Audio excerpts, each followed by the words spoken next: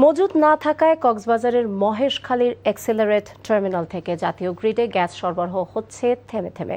তাই দেশের CNG pump এবং বাসাবাড়ির গ্যাসের স্বল্প চাপ অব্যাহত রয়েছে, ফলে যানবাহন চালকদের ভোগান্তি যেন কমছেই না। শুক্রবার ছুটির দিনে অপেক্ষার লাইন কিছুটা কম থাকলেও গ্যাসের চাপ এখনও কম, ফলে প্রয়োজনীয় গ্যাস নিতে ঘন ঘন স্টেশনে আসতে ভোগান্তিতে ফেলছে চালকদের।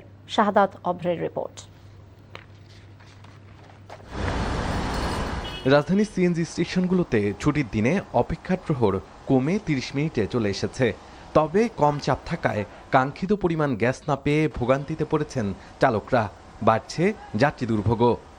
এমন থাকলে পরে আমরা আধা ঘন্টার ভিতরে গ্যাস পাবো, আর আগে তো আপনি 2.5 ঘন্টা 3 ঘন্টার ভিতরে গ্যাস পাইনি। তেলে চালাই আসলাম, আইসিয়া যে জায়গায় 600-র উপরে ঢোকার কথা সে জায়গায় 420 টাকা মতো ঢুকছে। চাপ কম থাকায় এক স্টেশন থেকে প্রয়োজন মতো গ্যাস না পেয়ে চালকরা একটু পর যাচ্ছেন আরেক স্টেশনে। ব্যক্তিগত গাড়িতে কিছুটা বেশি পরিমাণে পেলেও সিএনজি চালিত অটোরিকশায় মিলছে সর্বোচ্চ 80 টাকার গ্যাস।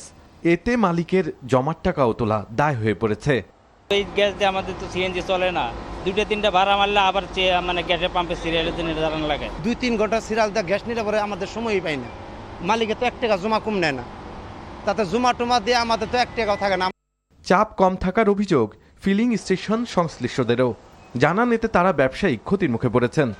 স্বাভাবিক আমাদের প্রেশার না থাকে, এই যে এখন মনে করেন 100 আছে, তাই 100 প্রেশারে আপনার গ্যাস যখন সর্বোচ্চ 200-220 60 সিলিন্ডারে, আর যখন 220 বা 230 থাকে তখন গ্যাস ঢোকে আপনার 700 টাকা। বেশি একটা প্রেশার পাওয়া যাইতেছে না আগের মতো, হয়তো আগের থেকে একটু বেটার, এছাড়া আর কিছুই না। সংকটের কবলে গৃহস্থলীর গ্রাহকরাও। রান্নার সময়গুলোতে গ্যাস না পেয়ে খাবারের রুটিন পাল্টে ফেলতে হচ্ছে নগরবাসীর। মহেশখালীতে এক্সিলারেট টার্মিনাল থেকে জাতীয় গ্রিডে গ্যাস সরবরাহ স্বাভাবিক হতে সময় লাগতে পারে 23 আগস্ট পর্যন্ত। আপাতত সামিটের এলএনজি দিয়েই চলছে চাহিদার যোগান। শাহাদাত অভ্র, এনটিভি নিউজ, ঢাকা।